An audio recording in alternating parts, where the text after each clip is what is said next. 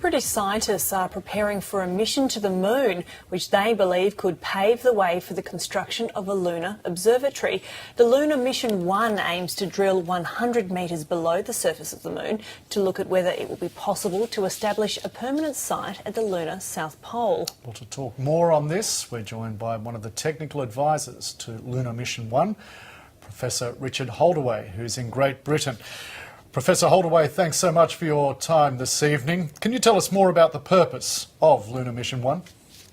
Hi guys, and good evening to you.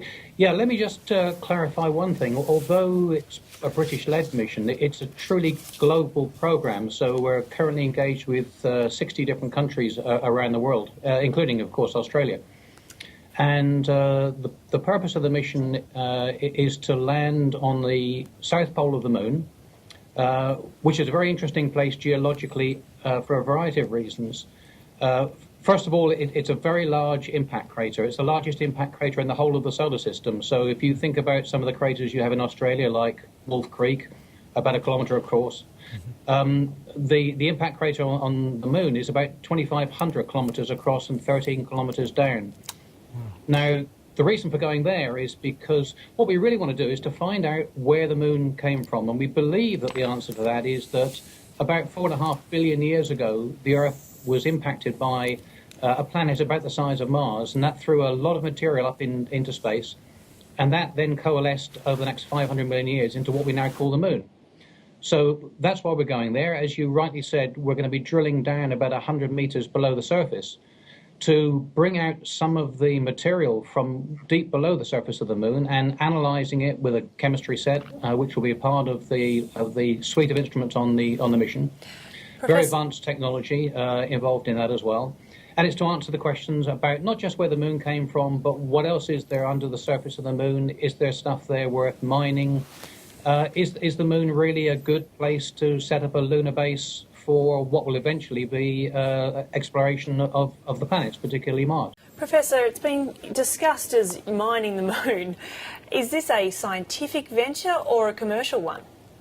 Yeah, that's a really good question, and it's absolutely a scientifically led mission. That's the primary purpose, and most of the technology that will be on board will be advanced instruments that will enable that science to take place.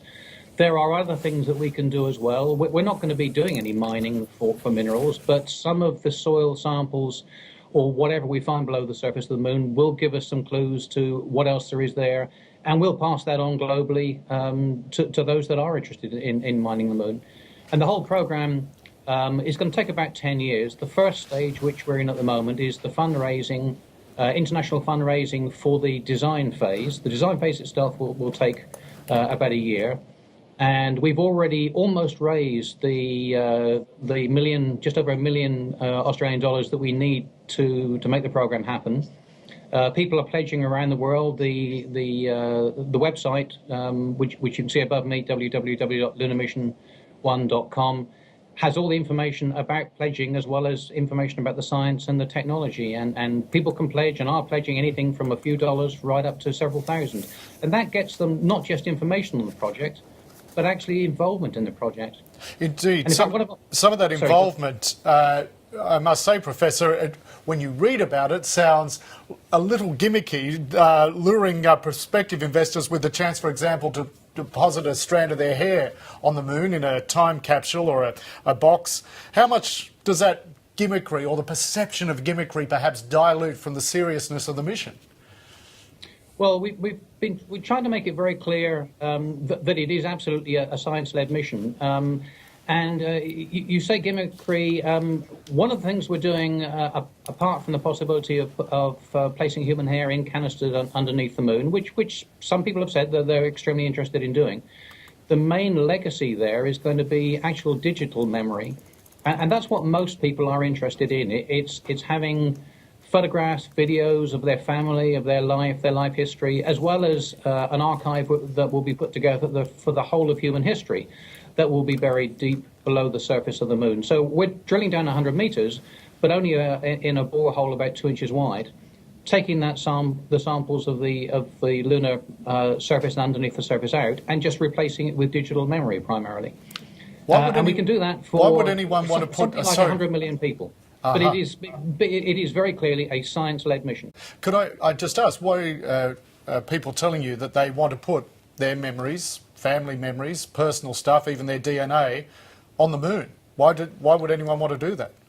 Well, also a very good question, of course. And the answer is, well, why don't you do it on Earth, somewhere like Antarctica? And the reason is very simple, that the Earth is geologically very unstable.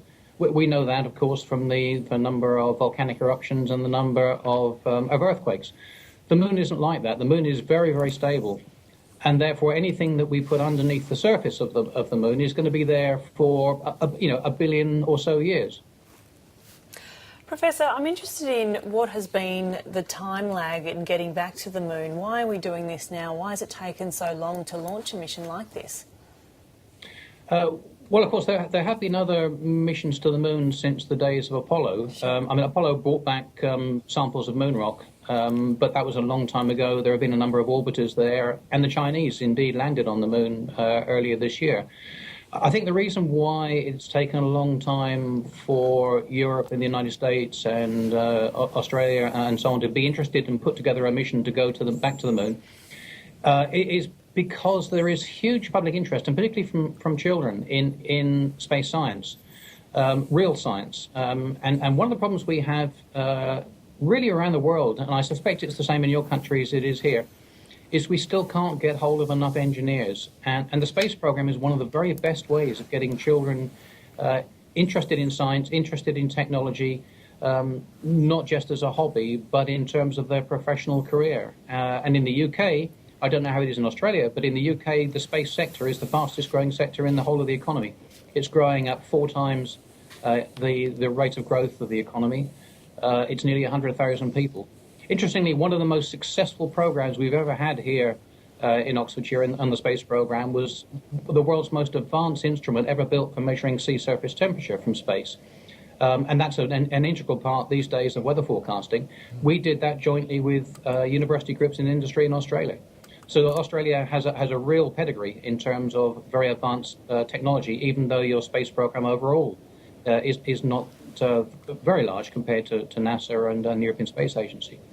But it's captured the global imagination right around the world in terms of not just the interest in, but the direct involvement in the planning for this mission. Right around the world and out of this world. Professor Richard Holdaway, fascinating talking with you. Thanks so much for taking the time to do so. That's a pleasure. Thank you.